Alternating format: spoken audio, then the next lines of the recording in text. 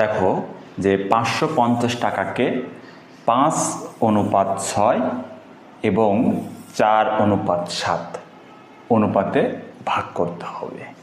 তো এখানে আমরা দুইটা অনুপাত দেখতে পাচ্ছি, একটা হচ্ছে 5:6 এবং 4:7। এই 550 টাকাকে ভাগ করতে হবে, ঠিক আছে, এই দুইটা অনুপাতে ভাগ করতে হবে, এটা প্রশ্নে বলা আছে। তো দেখো যে প্রথম অনুপাত এটা, তাহলে প্রথম অনুপাত কত, যে 5:6, অর্থাৎ অনুপাতের যোগফল, অনুপাতের যোগফল 5 + 6 সমান কত হবে, 11, ঠিক আছে। তাহলে প্রথম টাকার পরিমাণ, প্রথম টাকার পরিমাণ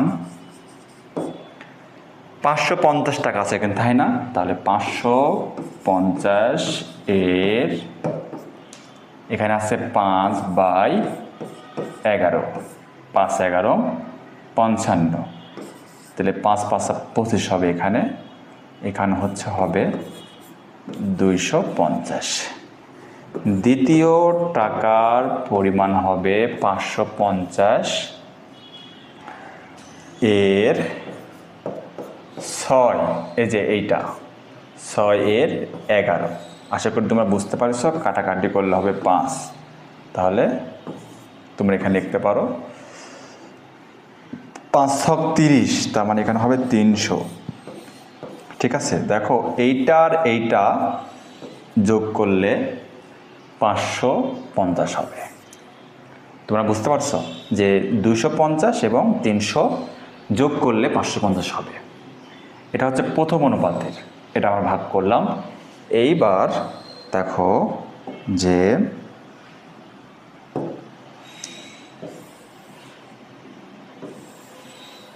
আমরা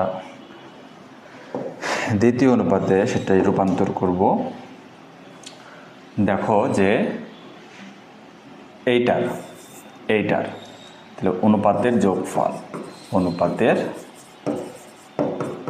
যোগফল সমান 4 + 7, এটা হচ্ছে 11, ঠিক আছে। তাহলে প্রথম টাকার পরিমাণ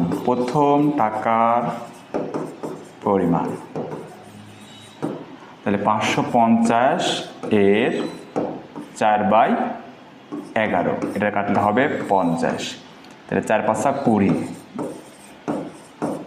200 টাকা। দ্বিতীয় টাকার পরিমাণ 550 এর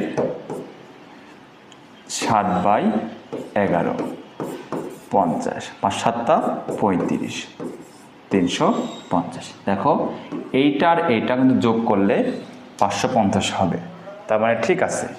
তো অ্যান্সার হবে, যে প্রথমে পেলাম হচ্ছে 250, তাহলে 250,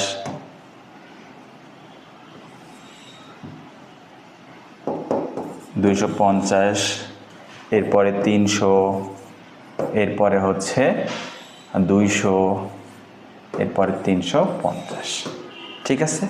তো এই ছিল আজকের ভিডিও, আশা করি তোমরা সকলেই বুঝতে পারছো। সেই পর্যন্ত ভালো থাকো, সুস্থ থাকো, আল্লাহ হাফেজ।